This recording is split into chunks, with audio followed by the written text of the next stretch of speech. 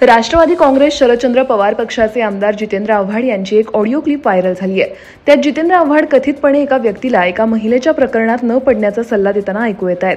मनसेने ही clip tweet केल्यानंतर संतापलेल्या आव्हाडांनी खुद्द मनसे अध्यक्ष राज ठाकरे यांनाच आरोपीच्या पिंजऱ्यात उभं करत त्यांनीच आपला आवाज काढून ही क्लिप व्हायरल केल्याचा आरोप केला आहे। राज ठाकरे कधी भाजप विरोधात तर कधी त्यांच्या बाजूने बोलतात, कधी शरद पवारांच्या बाजूने तर कधी विरोधात बोलतात। त्यांची भूमिका नेहमी बदलत राहिली आहे।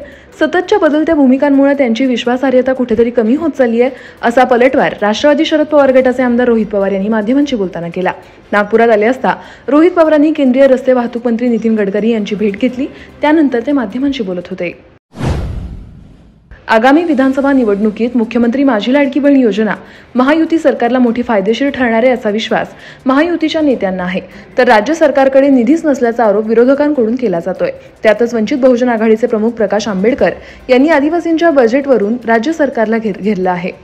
लाडक्या बहीण योजनेसाठी आदिवासींचा निधी वर्ग केला का असा सवाल त्यांनी उपस्थित केला आहे।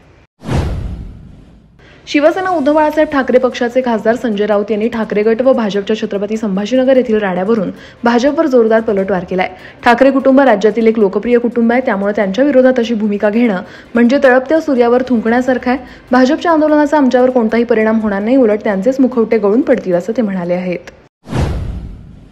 छत्रपती संभाजीनगर येथील शिवसैनिकांवरील लाठीचार्ज प्रकरणी विधान परिषदेतील विरोधी पक्षनेते अंबादास दानवे यांनी पोलिसांना आरोपीच्या पिंजऱ्यात उभं केलंय। भाजपने चुकीच्या पद्धतीने आंदोलन केलं, पण पोलिसांनी आमच्यावर लाठीचार्ज करून आपण पक्षपाती आहोत हे सिद्ध केलं असं ते म्हणाले।